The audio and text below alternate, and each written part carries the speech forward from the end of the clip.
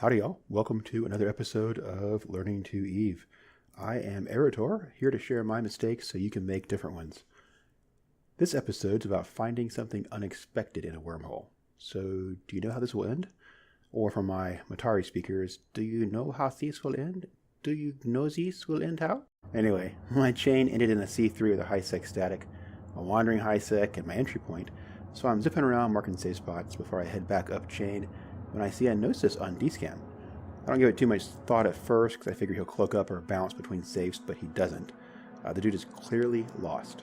It's a Gnosis in a wormhole with high-sec exits only, no cloak, he's got combat probes out, and it looks like he's probably warped to 100 at a Celestial.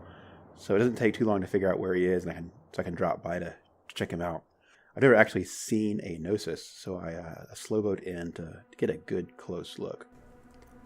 That is a pretty cool looking ship. I wish I'd been around when they gave those out. It's a little bit like a Nerf crossbow meets a fantasy helmet. It looks like he's loaded up with heavy assault missiles. You know, I know the Gnosis has a solid bonus to drones, and I assume he's got some, so even with limited bandwidth, he ought to be able to eat me up.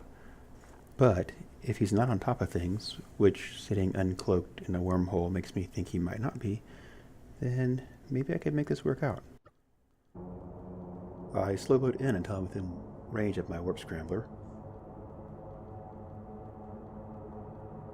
and decide I'm going to set my orbit in pretty close. My goal is going to be to orbit him close and fast, and see if I can pummel him with torpedoes before his drones eat me alive.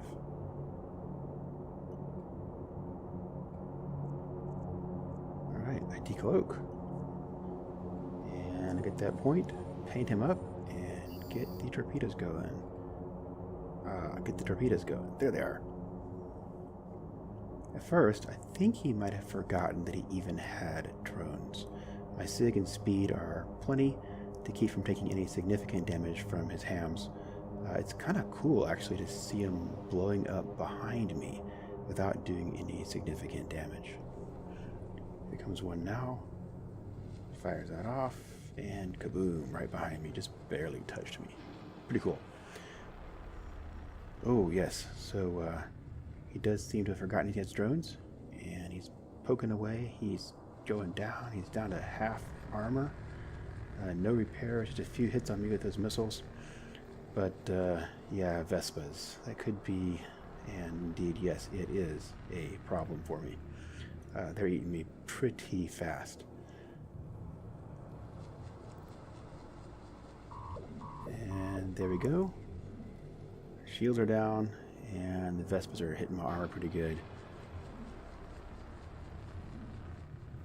Doesn't seem to have any other E-War on me.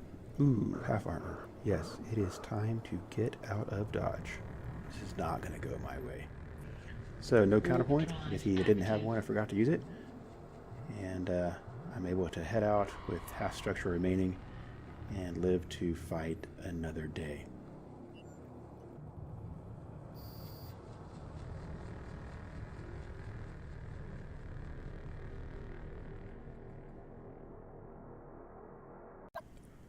That fight didn't go my way, but Bozix and I have a nice chat. It turns out this is his first time in a wormhole, and he is indeed lost, and having a bit of a hard time scanning down the exit hole with those combat probes.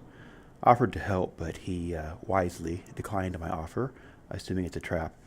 It isn't a trap, and I would have helped him find his way out unmolested, but he made the right call, as would be expected of an experienced player. So there's my first encounter with a Gnosis. In looking over the video, I think I could have won this one if I'd overheated my launcher. I got off 10 salvos before having to warp out. One more in that time would have put him well into structure. It looks like he might have been double tanked, maybe with a hull-appropriate shield booster and an ancillary armor repairer.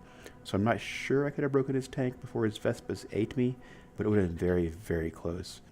If I had also overheated my afterburner, I might have reduced the incoming damage enough to have added a Gnosis kill to my very short kill board. So once again, I didn't apply the ABC of PvP, always be caliente. There's almost never an occasion that overheating isn't a good idea. I'd do a lot better in PvP if I would remember to apply that lesson. But all's well as ends well. I'm sure I'll see a lot more Gnosis in space when the alpha clones arrive. Hats off to Bazek for recovering from a bit of a surprise, and welcome to Wormhole Space, bro. And that will do it for this episode of Learning to Eve. I'm Erutor, and I thank you for listening. As always, if you see things in this video that I could have done better, I'd love to get your feedback. You can reach me at erutorofeve@gmail.com, or comment right here on the blog, or hit me on Twitter. Thanks again, y'all, and fly safe.